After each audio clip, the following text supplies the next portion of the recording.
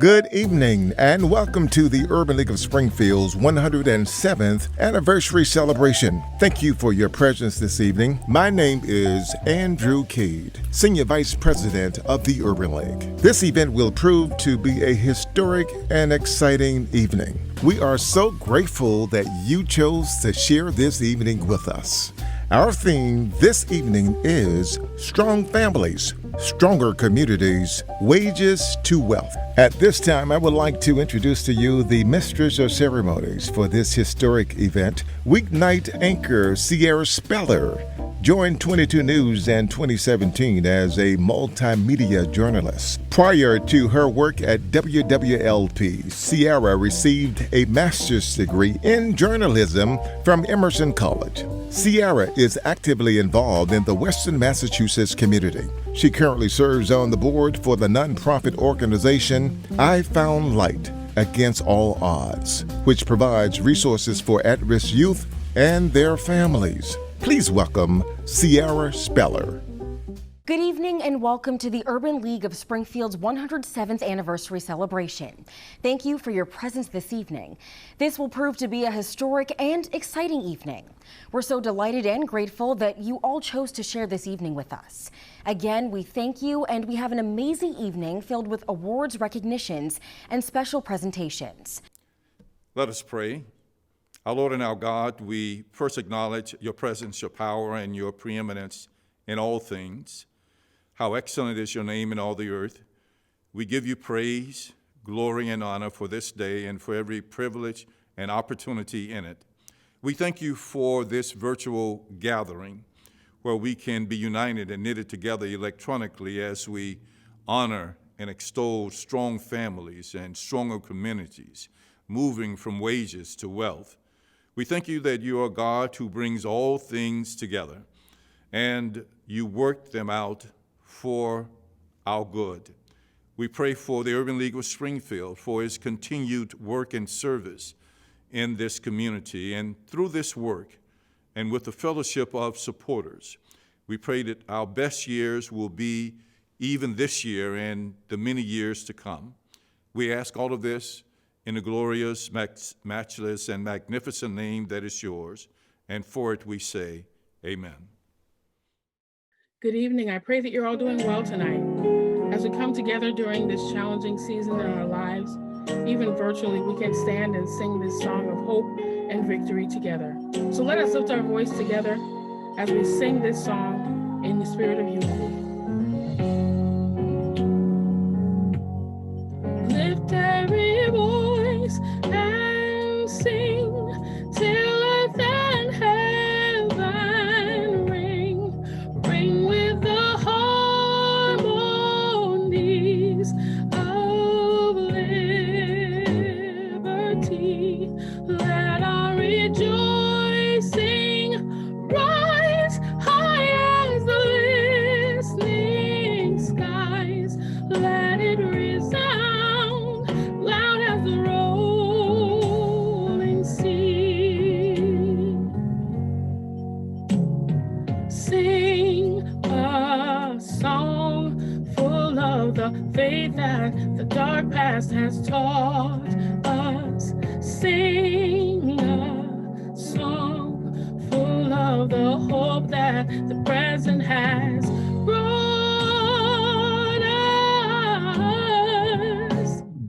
Facing the rising sun of our new day begun. Let us march on till victory is won. Stony the road we trod, bitter the chastening rod, felt in the days when hope unborn had died, yet with a steady beat have not our weary feet come to the place for which our people sighed. We have tears have been watered.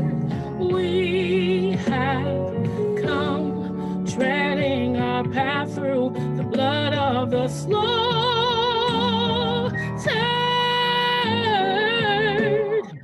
Out from the gloomy past, till now we stand at last, where the white gleam of our bright star is cast.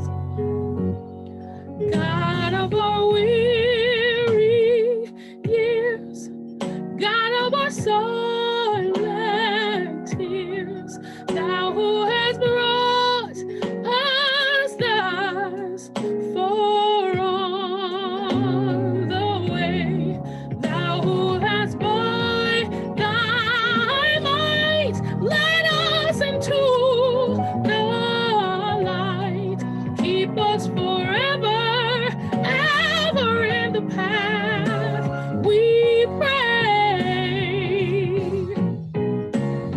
Last our feet stray from the places, our God, where we met thee. Last our hearts drunk with the wine of the world, we forget thee.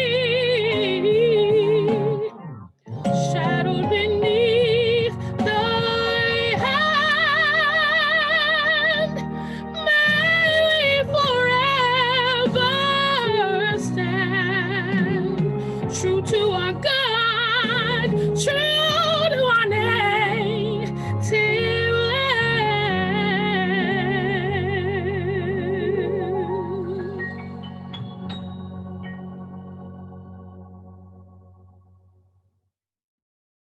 Let me now share a little history about the Springfield Urban League.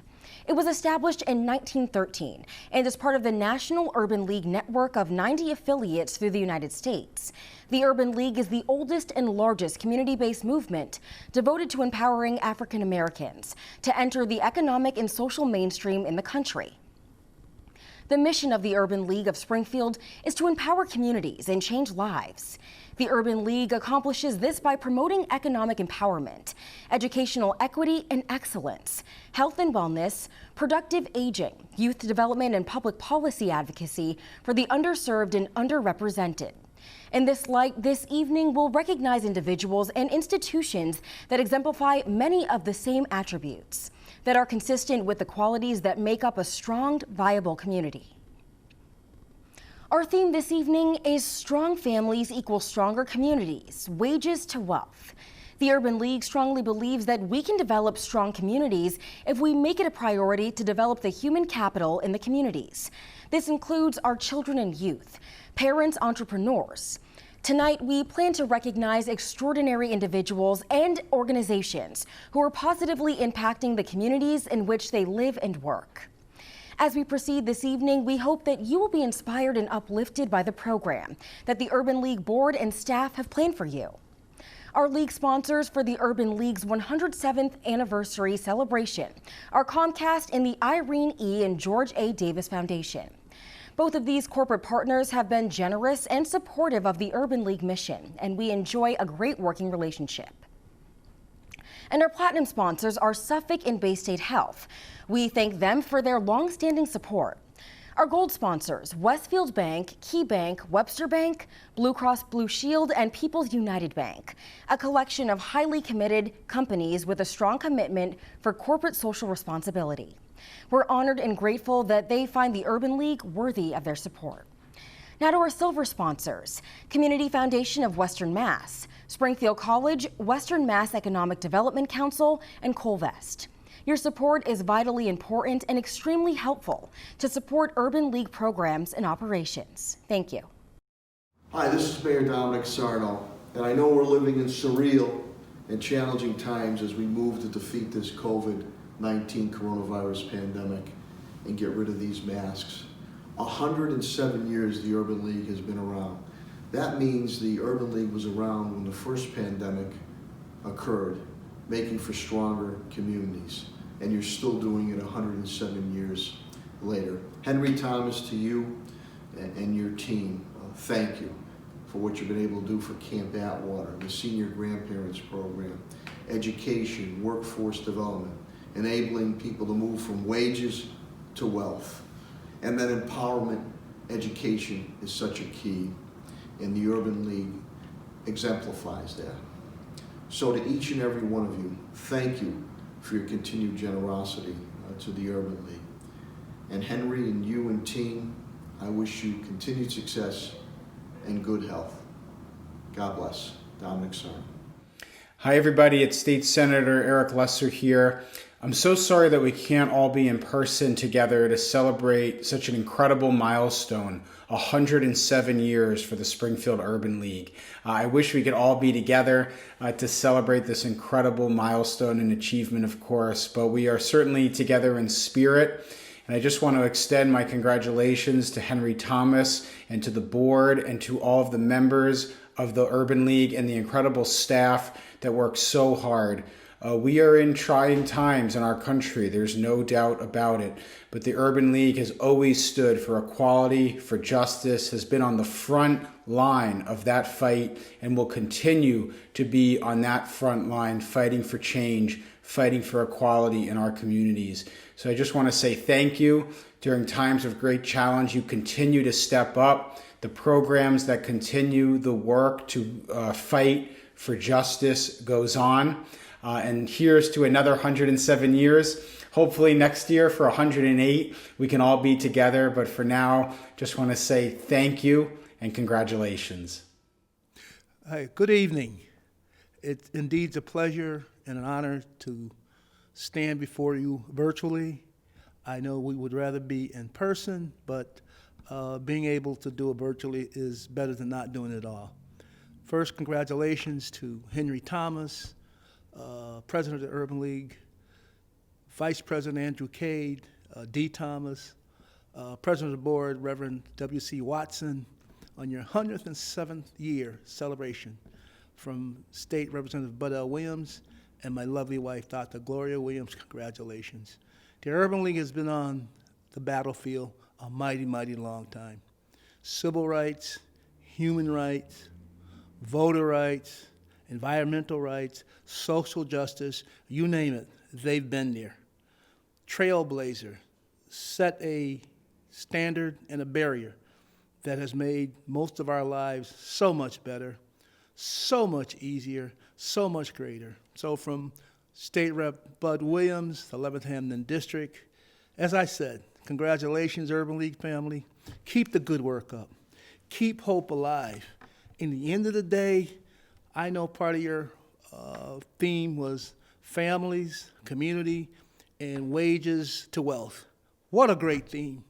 We realize and understand that families are the difference. Families are still the backbone in this community. Black lives do matter. All individuals are important. And certainly, on your 107th year anniversary, congratulations. Good evening, everyone. I'm Dan Glanville from Comcast, and it is a pleasure to be here tonight with our friends at the Urban League at their celebration dinner. At Comcast, we're committed to embracing diversity of background, diversity of perspective, culture, and experience, really through every aspect of our business. 2020 has been a challenging year for all of us, and it's more important that we work together to lift each other up in these challenging times. You know, whether it's the products we create or the organizations that we support, we believe in fostering a better, more accepting workplace where everyone has the opportunity to succeed. As part of that, we are developing a comprehensive multi-year plan to fight injustice and inequality against any race, ethnicity, gender identity, sexual orientation, or ability. Comcast has long supported the mission of the Urban League of Springfield and their advocacy and the programming of services that really enhance the academic and social development of young people, families, and also promote economic self-sufficiency, and most important, foster racial inclusion and social justice. Much of our giving, as you know, is focused in the area of digital inclusion and building leaders of tomorrow. That's why our investment in the Urban League's Technology Center earlier this year was really easy to do when we were asked. When the center was unveiled in February, we were really unaware of its impact. At the time, it was focusing on making the center available for students or folks looking to examine other areas of the internet. But digital literacy became even more important when the pandemic hit. We immediately made changes to our Internet Essentials program.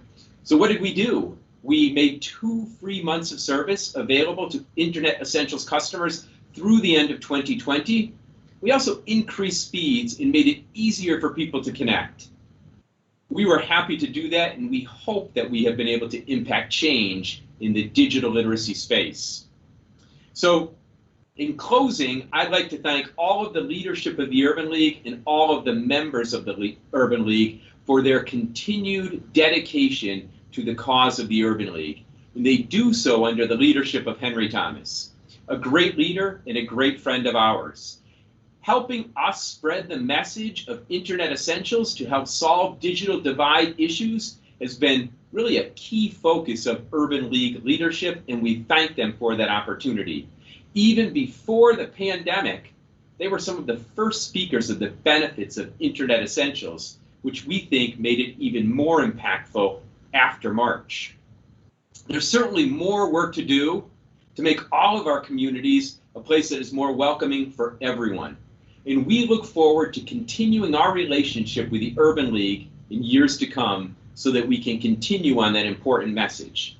We also look forward to a time in the very near future where we can get together for our traditional celebration dinner. Thank you all. Have a great evening, and please stay safe. Good evening. I'm the Reverend Dr. W.C. Watson, Jr., Chairman of the Board of the Urban League of Springfield, and I greet you on behalf of the board, on behalf of the President and CEO, Henry Thomas, certainly our most capable staff, and all of the friends and supporters of the Urban League. We're hosting our annual dinner this year in a most unusual way, virtually. And of course, we're doing so because this is an unusual and unprecedented year. We're facing, for instance, a major pandemic. Along with that, intense social and political issues, and a precarious economy all at once. This is indeed, for us all, a perfect storm that few people could have imagined or certainly would have wished upon ourselves. But I'm pleased that Henry and the staff have advocated a bold theme for this year that reflects the dynamic and ambitious goals that we have set for ourselves as an organization. Strong families, stronger communities, moving from wages to wealth. I'd like to commend everyone who's a part of this organization for the great work that they have done and continue to do. And I would like to especially commend all of you who are our supporters, our friends, our partners in this effort. You've been standing with us, and you help to keep us strong. And so with that, I want to extend blessings to you as we prepare for this experience we'll be sharing together virtually, this 2020 annual dinner. And we expect that all will find something special indeed that'll be memorable for us. Thank you so much. Enjoy. Hello, good evening. Thank you very much for that introduction. And let me just say that we are so excited to have our opportunity to share our 107th anniversary with you and the audience tonight.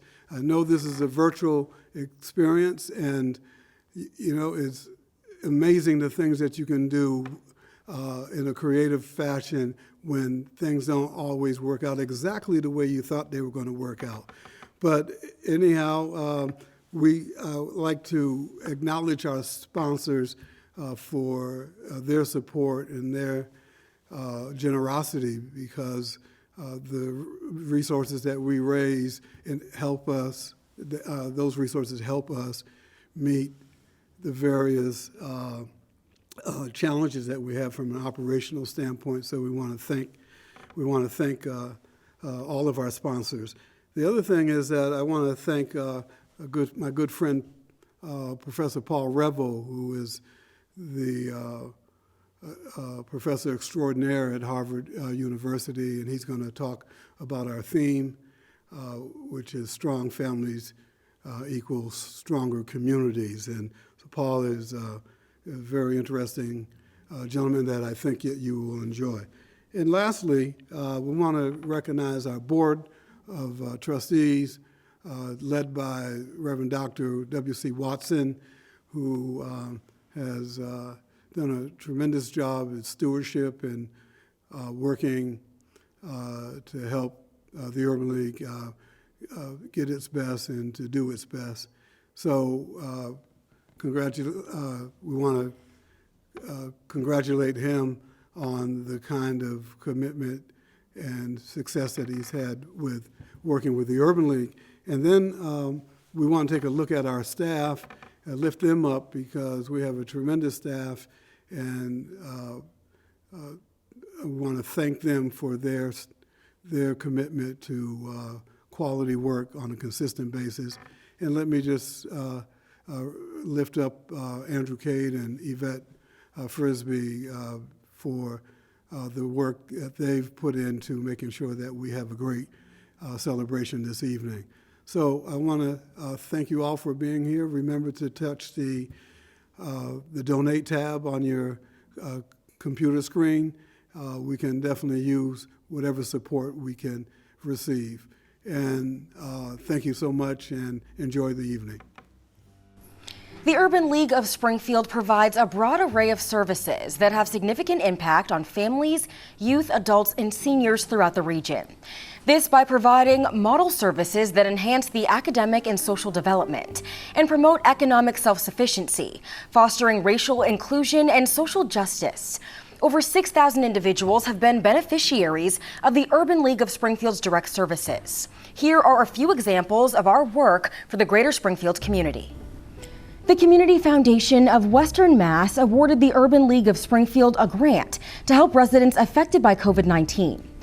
Health wellness bags were distributed to over 200 residents in low-income housing and seniors. Seniors were also trained in computer skills, internet use, and how to use their smartphones. Due to COVID, the Atwater virtual camp experience provided a computer-based activity that included live instruction, performances, and demonstrations from local and nationwide talent to over 50 youth this summer. Activities included dance, drumming, theater, poetry, and career talks with professionals like costume designer Ruth Carter, artist Courtney Young, flautist Sherry Winston, actress Gretchen Palmer, and more. The Urban League's Education Department provides space and opportunity for young adults to aspire for greatness. Through the Project Ready program, formerly Big 3 STEM, students engage in workshops that prepare them for the college-going process. Through searches and tours, career research, and exposure to various career professionals. The program also prepares students with real-world experiences by engaging them in a service learning project, connecting their academics with social skill sets with applicable activities that help them engage in their community. In addition to the Project Ready program, the Education Department works on several statewide initiatives to improve the equity in education for students locally. Scholarships were presented to 33 deserving students from Springfield pursuing higher education. They demonstrated successful academic performance and community service. The Urban League provides scholarships in the amount of $30,000 to $40,000 per year for the African American Scholarship Fund, which is maintained at the Community Foundation of Western Mass.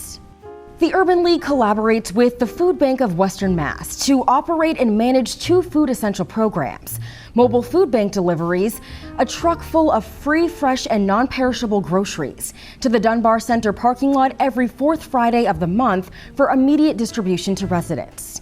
The program reaches underserved populations in Springfield, and there are no requirements to receive the food. And the Brown Bag Program is another food distribution program that is managed by our senior volunteers.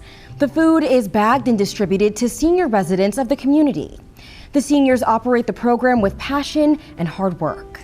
Brown bags are distributed on the 1st Friday of each month.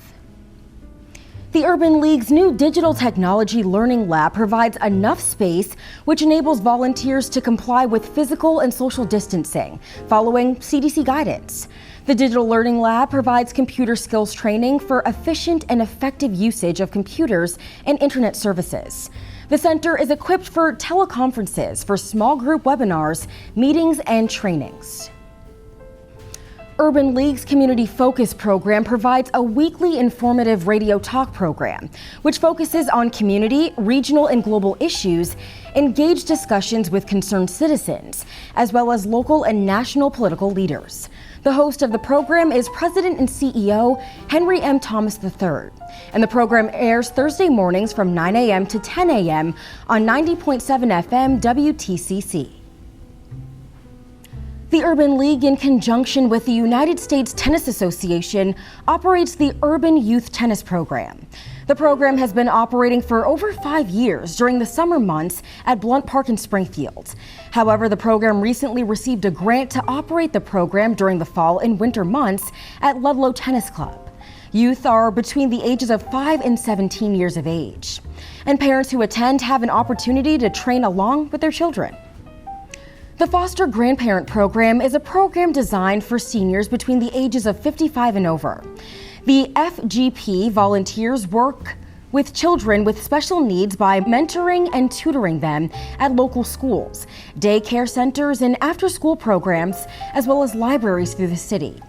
The program volunteers work 5 to 20 hours per week, and the program operates in Hampden, Hampshire, Berkshire, and Franklin counties and serves 145 seniors. Camp Atwater has a historic presence in the summer youth camp experience. Atwater is the oldest African American camp in the country, serving youth from various cities nationwide. Camp Atwater is a National Historic Place and listed on the National Register of Historic Places. Youth that attend camp are between the ages of 8 and 16 years old. Our camp program is considered a traditional camp that focuses on things like youth development, self-assuredness and awareness, and recreational activities. Camp Atwater is located in North Brookfield on approximately 80 acres. The Urban League of Springfield is engaged in public policy advocacy work to engage the Urban League mission and to improve the quality of life of our constituents. It's important that we, the Urban League, have a voice at various arenas that have direct or indirect impact on services, access and critically important information sharing, health and wellness, civic engagement, wealth access, and learning and development. We are the Urban League of Springfield, helping people help themselves, thriving to make a difference. I'm James Lightfoot, Director of Education and Youth Programs for the Urban League of Springfield. Today, I have the pleasure of announcing and awarding our 2020 Urban League of Springfield Youth Builder Award. This year, we have 2 youth that we would like to acknowledge for their tremendous efforts in the field of entrepreneurship. These 2 young adults have created their own paths to wealth at such a young age. As members of the Urban League Project Ready program, formerly Big 3 STEM, these 2 young ladies have utilized their interest, desires, and skills to fulfill a need and create a path towards financial freedom.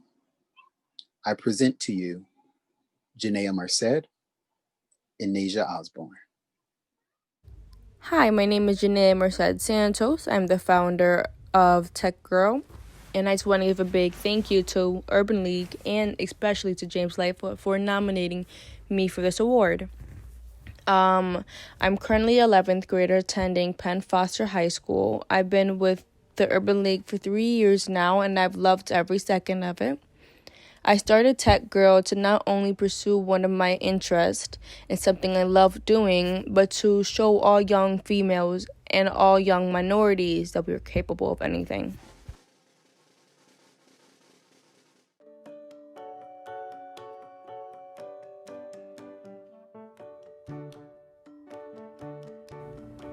Hi, my name is Adrianis Osborne, but I like to go by Nasia. I'm currently a freshman at Central High School. I'm a 14-year-old baking entrepreneur. I started baking at a very young age, probably around 3 years old. Anytime I had the opportunity to bake or cook with my grandma or mom, I would take it.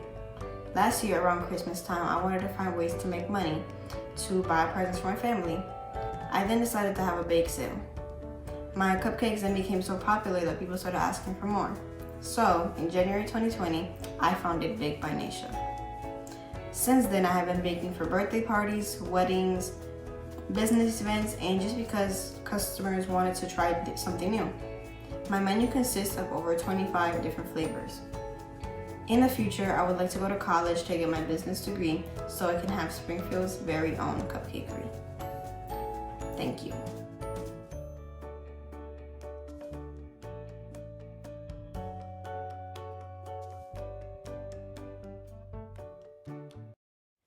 The Distinguished Urban League of Springfield Community Builder Award is given to individuals who have provided distinguished service to the community at large and has supported the Urban League mission in substantial ways. This year's recipient has been exceptional in her work building strong and viable communities, which helps build strong families. Wonderland D Murphy is founder, president, and CEO of City Enterprises Incorporated. She's a licensed construction supervisor, a graduate of the Wentworth Institute of Technology with a discipline in architectural design technology, and a Master's of Management degree from Cambridge College. Wonderland also holds an independent study certification from the Harvard Graduate School of Design in Program Process Management. City Enterprise Incorporated is the only Black, woman-owned, full commercial construction company in the Commonwealth of Massachusetts. It is also certified by the State Office of Minority and Women Businesses. She also successfully completed the SBA 8A certification program. Established in 2006, City Enterprises Incorporated has distinguished itself as a premier commercial construction company, earning the Affiliated Chambers of Commerce of Springfield's Distinguished Revenue Growth and Total Revenue Growth Awards for 6 years in a row, and garnering the attention of an elite invitation to join the Harvard University School of Business Owners and President's Management Program. With offices in Springfield, Massachusetts, and Fort Lauderdale, Florida, City Enterprise Incorporated builds and renovates projects for federal and state agencies. Current projects include the United States Army Guard in East Haven, Connecticut, electrical upgrades to the U.S. Navy base in Newport, Rhode Island, and work at the University of Massachusetts campuses in Amherst and in Lowell. Private construction projects include store build-outs of the Sunglass Hut and LensCrafter stores in malls throughout the United States. Motivated by a burning desire to model a business practice based on morals, values, and ethics, community service is embedded into City Enterprise Incorporated's mission statement. The company provides free shredding services to its neighbors on Berkshire Avenue and regularly embarks in community cleanup endeavors. City Enterprises also provides free construction project evaluations for local faith-based and not-for-profit counseling agencies. Hoping to inspire Black girls to become business owners of the future, Wonderland is committed to her work with the Big Brothers and Big Sisters. She also served as a mentor to incarcerated women as a board member of the former Faith Unlimited organization. Wonderland Murphy, the Urban League of Springfield, proudly awards you the 2020 Community Builder Award. I am grateful to be receiving this Urban League Community Builder Award this evening, and I want to thank the Springfield Urban League for this recognition. This would be a great time to talk about my company and its successes, but I prefer to share with my fellow youth participant awardees who have courageously started their own businesses just a few words of wisdom that have served me well over the years. As a Black woman running a construction company, an industry which is historically reserved for white men, has unique challenges of its own. But with that being said, I was determined to have a different approach to the way I ran my business.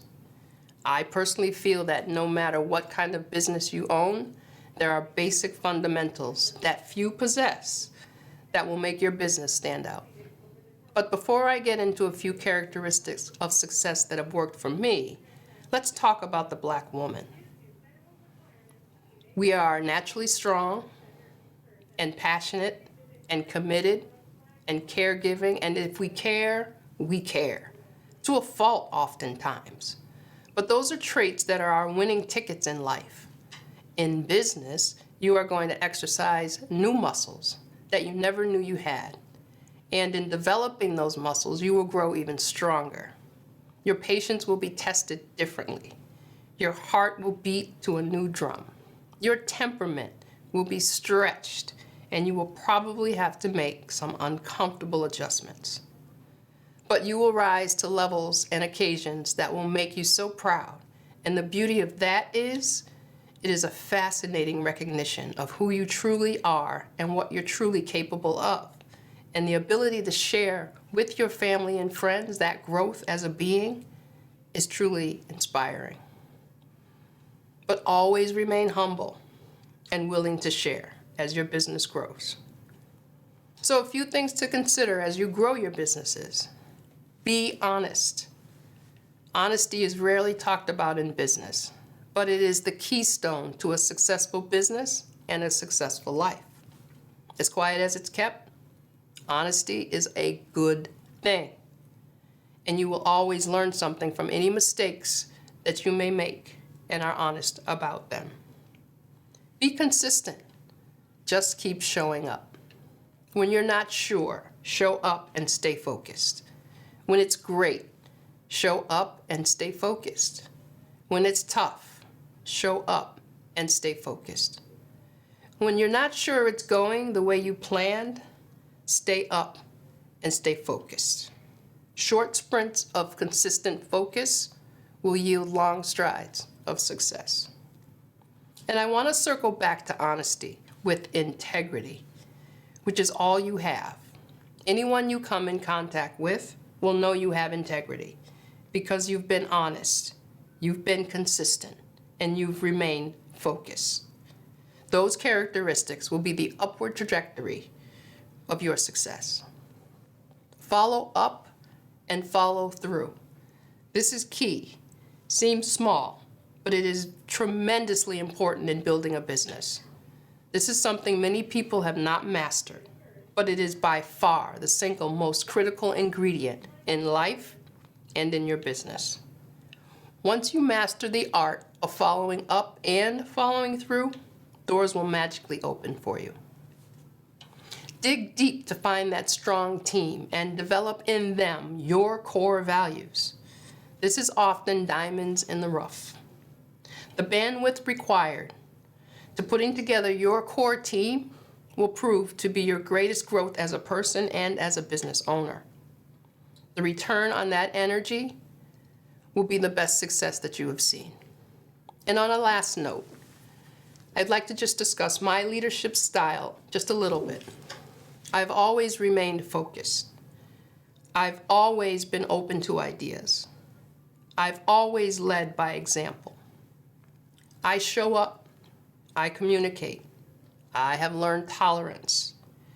And the family-oriented mindset that I use to grow my business is the family experiences that I have had. The success of your business is only as good as the success of you and the development of you as a person. So I want to thank the Springfield Urban League again for this recognition.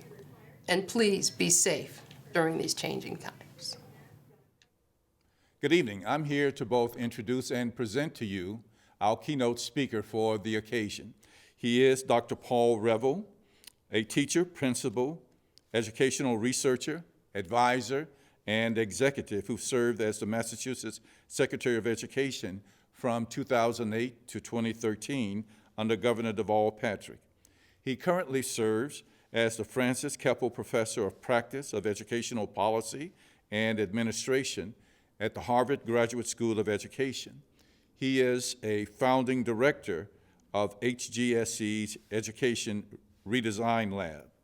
As Governor Patrick's top education advisor, Revel established a new Executive Office of Education and had oversight of higher education, K through 12, and early education in the nation's leading student achievement state. He served in the governor's cabinet and played a leading educational reform role on matters ranging from the Achievement Gap Act of 2010 and the Common Core state standards to the Commonwealth's highly successful Race to the Top proposal.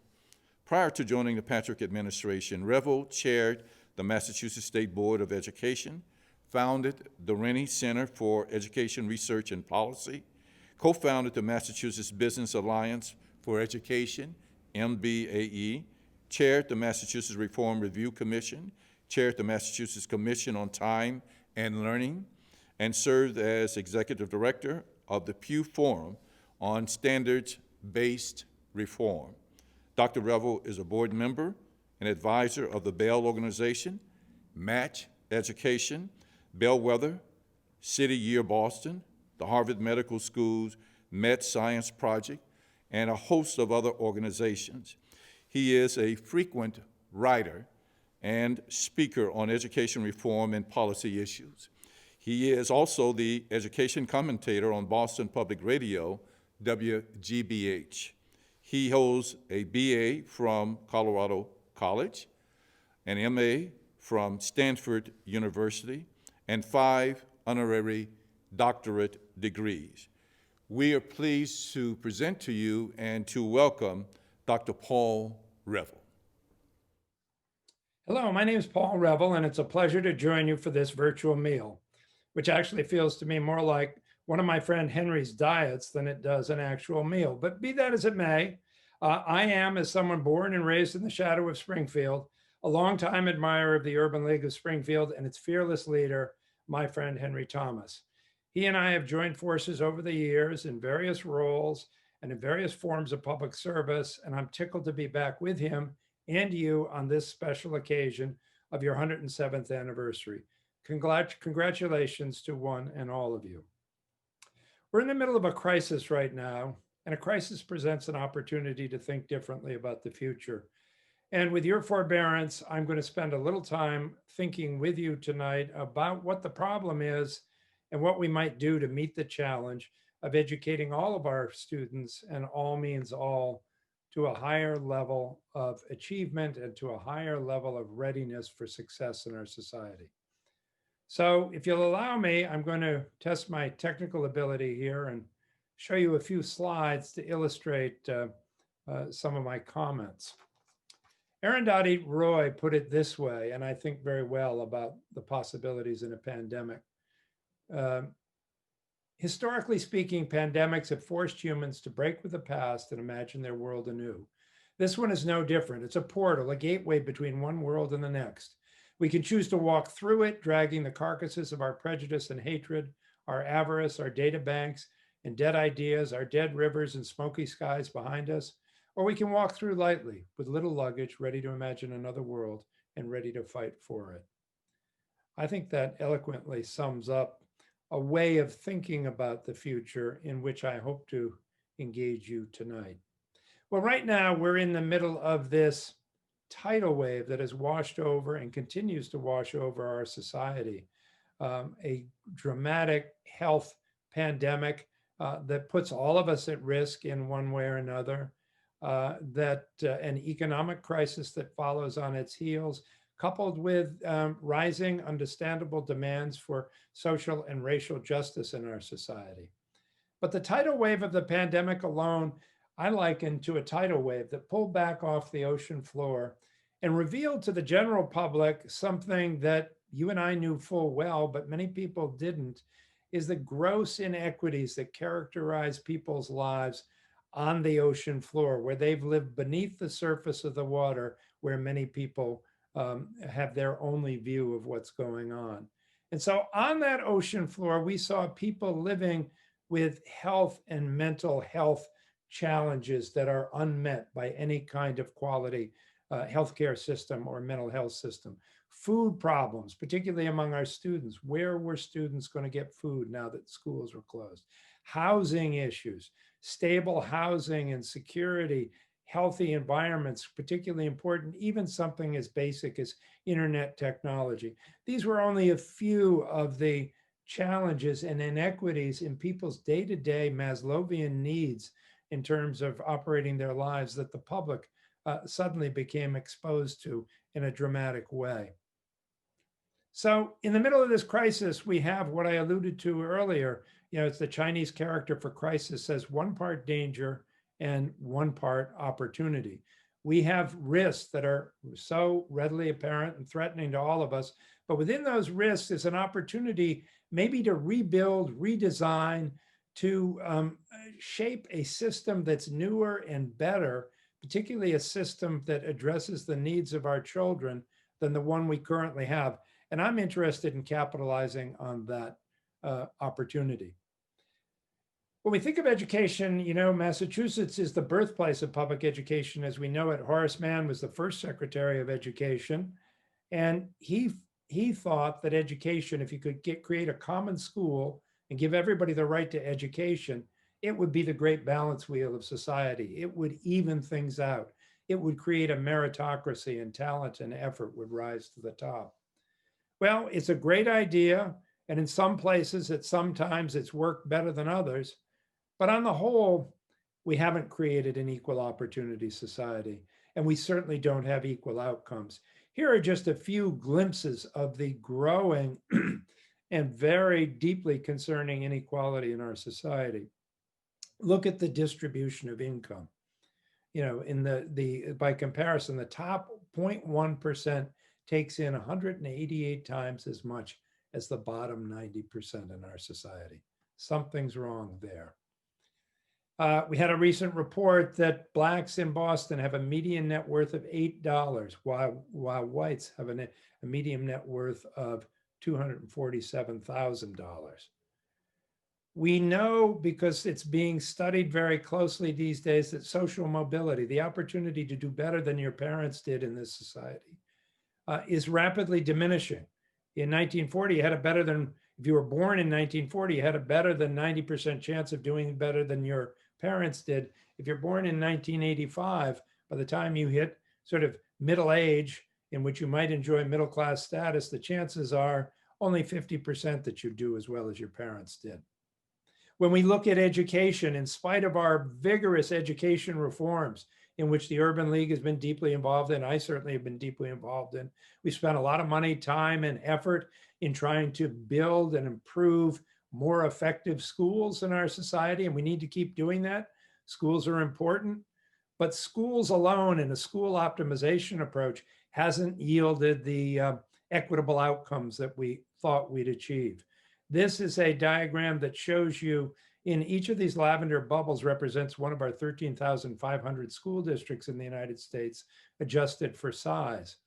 And they're arrayed along the horizontal axis, which is income, from the poorer communities on your left to the wealthier on your right, and by student achievement on the vertical axis, from at the top of the chart, 3 grades ahead of average, to the bottom 3 grades below. And what you're seeing here is an iron law correlation between socioeconomic status and educational attainment and achievement.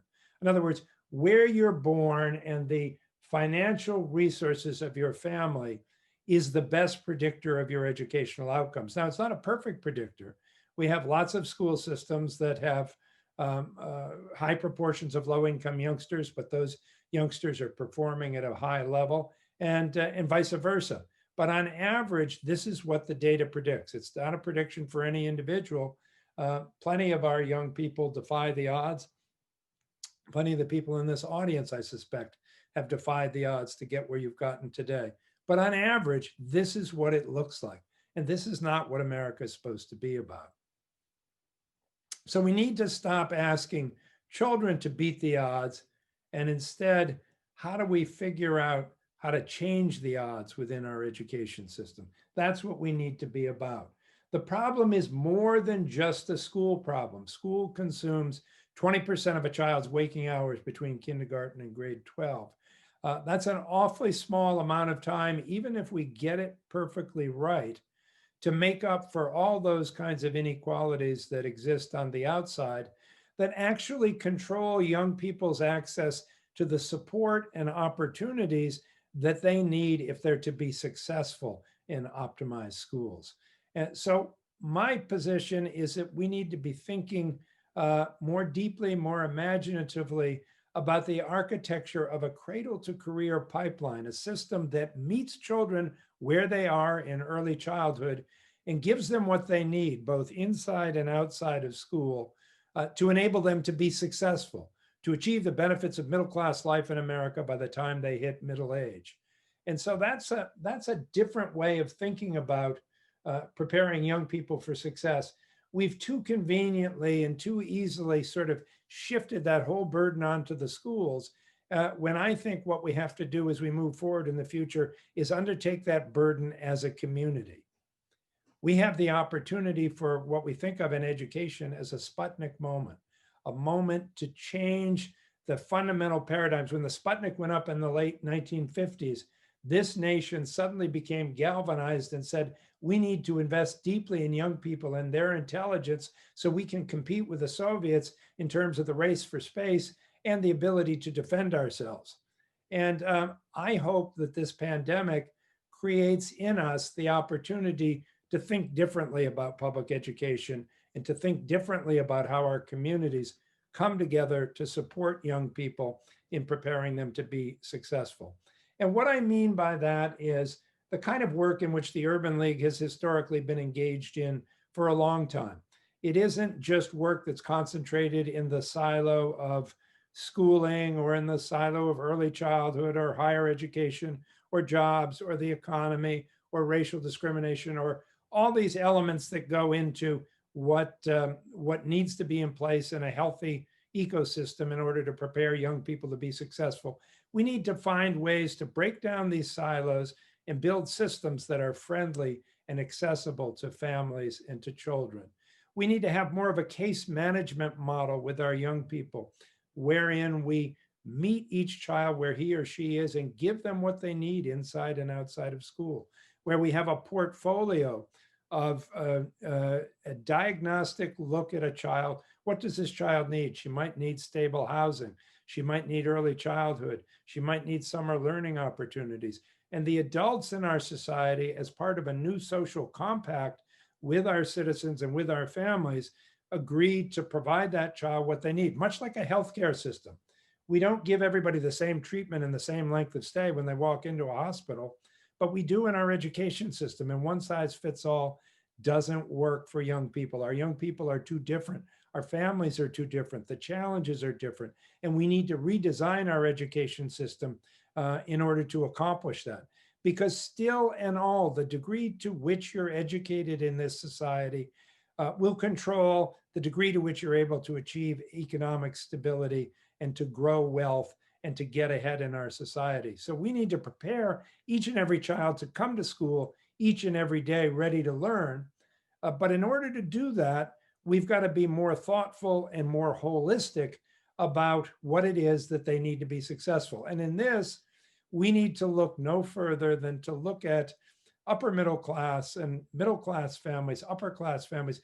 What are those of us who have privilege? What are we able to do for our children in order to see that they're fully taken care of and supported as they approach their education?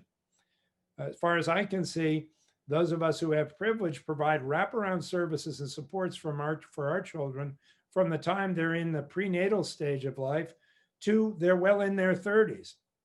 We give them whatever they need to be healthy, happy, and successful. We don't just concentrate on schooling and education. That's one part. That's one way we measure their success. But there are a whole variety of other factors that we owe as a society to each and every child so that they can take advantage of their education. We're past the time where we can just simply sit back and blame schools or blame children or blame families for lack of educational achievement or achievement gaps. What we need to do instead is look in the mirror as a community and say, how are we coming together as a community to meet the needs of our young people, the diverse array of needs, and how are we designing family-friendly systems in order to accomplish that? That, to me, is the way of the future. That's where we've got to be working to break down the silos, to come together We've been working in a handful of communities across the United States in building children's cabinets, which bring together all the people who are interested in children's well-being, whether they're in government or out, whether the private sector or public sector, whether they're in health and human services or education or criminal justice, whether they're community-based organizations, parents, grass tops, grassroots, get them around a table and start to think hard about designing a new system that meets children where they are and gives them what they need.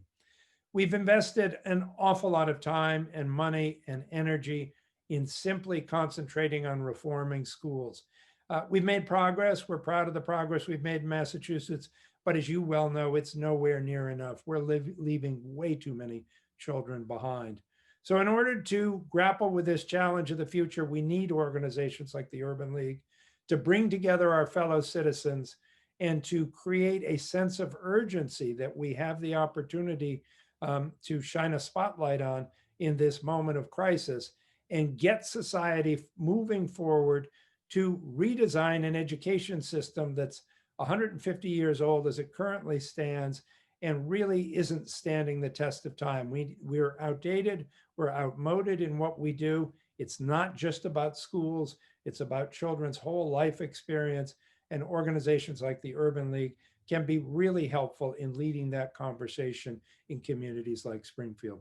So I commend you for the work that you've done. I commend you for the vision of your leadership, and I look forward to working with you to create a broader, bolder, better future for our young people. Thanks very much, and congratulations again. Over the past 2 decades, the Urban League of Springfield has remained dedicated to supporting a pathway to education through financial scholarship support and college and career preparation.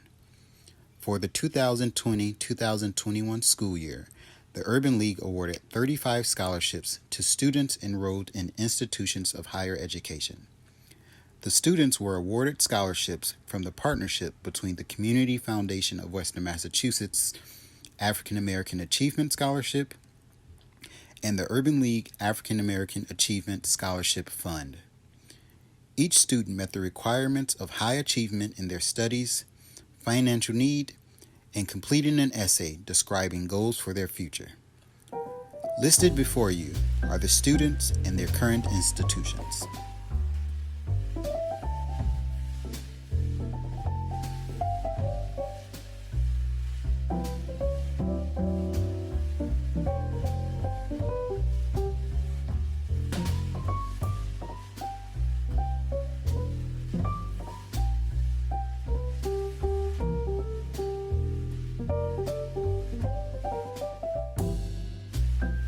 Good evening, everyone, and once again, thank you for spending your evening with us.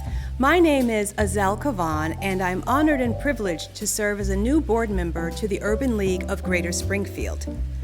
First, I'd like to offer my congratulations to the honorees here tonight. All of you are remarkable individuals, and we thank you for the contributions and the inspiration that you provide for our community. You know, the Urban League first impacted my life years ago when I was a camper at Camp Atwater. That's where I learned the Black National Anthem. I discovered a hidden affinity for archery, and I made friendships that last until this day. And I'm so proud to be part of a historic legacy. But of course, Camp Atwater is just one of many assets of the Urban League of Greater Springfield. The Urban League is about providing a wide breadth of services for people of all ages, all socioeconomic stations in life, genders, and all other demographics. That's why I ask you to please help us advance the work by making a donation now. Simply visit www.ulspringfield.org and please donate.